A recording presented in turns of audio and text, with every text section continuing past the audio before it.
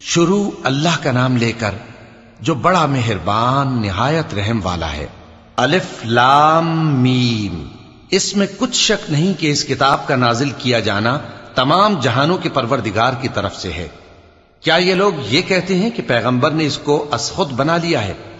نہیں، بلکہ وہ تمہارے پروردگار کی طرف سے برحق ہے، تاکہ تم ان لوگوں کو ہدایت کرو جن کے پاس تم سے پہلے کوئی ہدایت کرنے والا نہیں آیا، تاکہ یہ رستے پر چلیں۔ اللہ ہی تو ہے جس نے آسمانوں اور زمین کو اور جو چیزیں ان دونوں میں ہیں سب کو 6 دن میں پیدا کیا، پھر عرش پر جلوہ افروز ہوا۔ اس کے سوا تمہارا نہ کوئی دوست ہے اور نہ سفارش کرنے والا۔ کیا تم نصیحت حاصل نہیں کرتے؟ وہی آسمان سے زمین تک کے ہر کام کا انتظام کرتا ہے، پھر ہر کام ایک روز جس کی مقدار تمہارے شمار کے مطابق 1000 برس ہوگی اس کی طرف رجوع کرے گا۔ اسی شان کا ہے وہ خالق جو پوشیدہ اور ظاہر کا جاننے والا ہے، غالب ہے، بڑا مہربان ہے۔ وہی جس نے ہر چیز کو بہت اچھی طرح بنایا، یعنی اس کو پیدا کیا اور انسان کی پیدائش کو مٹی سے شروع کیا، پھر اس کی نسل ایک قسم کے خلاصے سے یعنی حقیر پانی سے بنائی، پھر اس کو درست کیا، پھر اس میں اپنی طرف سے روح پھونکی اور تمہارے کان اور آنکھیں اور دل بنائے، مگر تم بہت کم شکر کرتے ہو۔ اور کہنے لگے کہ جب ہم زمین میں ملیا میٹ ہو جائیں گے تو کیا اثر نو پیدا ہوں گے؟ حقیقت یہ ہے کہ یہ لوگ اپنے پروردگار کے سامنے جانے ہی کے قائل نہیں۔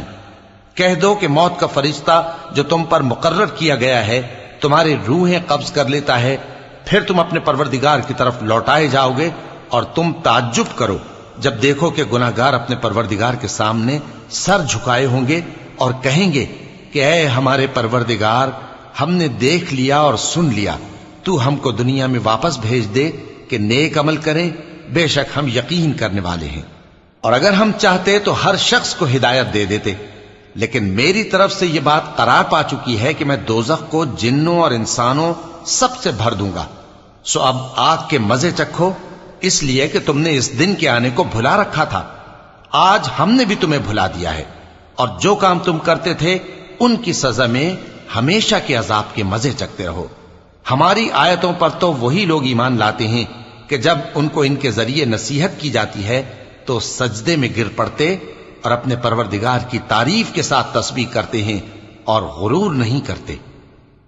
چونکہ آیت سجدہ تلاوت کی گئی ہے لہذا سامعین پر سجدہ واجب ہے۔ ان کے پہلو بچھونوں سے الگ رہتے ہیں، اس حال میں کہ وہ اپنے پروردگار کو خوف اور امید سے پکارتے اور جو کچھ ہم نے ان کو دیا ہے اس میں سے خرچ کرتے ہیں۔ سو کوئی شخص نہیں جانتا کہ ان کے لیے کیسی آنکھوں کی ٹھنڈک چھپا کر رکھی گئی ہے، یہ ان اعمال کا صلہ ہے جو وہ کرتے تھے۔ بھلا جو مومن ہو وہ اس شخص کی طرح ہو سکتا ہے جو نافرمان ہو؟ دونوں برابر نہیں ہو سکتے۔ جو لوگ ایمان لائے اور نیک عمل کرتے رہے ان کے رہنے کے لیے باغ ہیں، یہ مہمانی ان کاموں کی جزا ہے جو وہ کرتے تھے، اور جنہوں نے نافرمانی کی ان کے رہنے کے لیے دوزخ ہے۔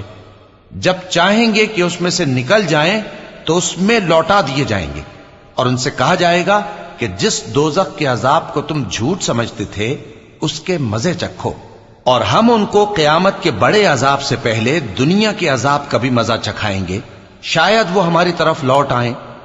اور اس شخص سے بڑھ کر ظالم کون جس کو اس کے پروردگار کی آیتوں سے نصیحت کی جائے تو وہ ان سے منہ پھیر لے۔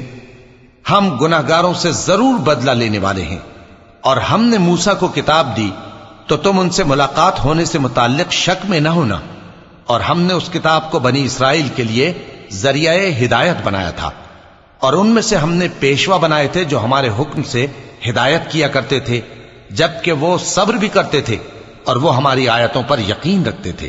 بلا شبہ تمہارا پروردگار ہی ان میں جن باتوں میں وہ اختلاف کرتے تھے قیامت کے روز فیصلہ کر دے گا۔ کیا ان کو اس امر سے ہدایت نہ ہوئی کہ ہم نے ان سے پہلے بہت سی امتوں کو جن کے رہنے کے مقامات میں یہ لوگ چلتے پھرتے ہیں ہلاک کر دیا؟ بے شک اس میں نشانیاں ہیں، تو یہ سنتے کیوں نہیں؟ کیا انہوں نے نہیں دیکھا کہ ہم بنجر زمین کی طرف پانی رواں کرتے ہیں، پھر اس سے کھیتی پیدا کرتے ہیں جس میں سے ان کے چوپائے بھی کھاتے ہیں اور یہ خود بھی کھاتے ہیں؟ تو یہ دیکھتے کیوں نہیں؟ اور کہتے ہیں اگر تم سچے ہو تو یہ فیصلہ کب ہوگا؟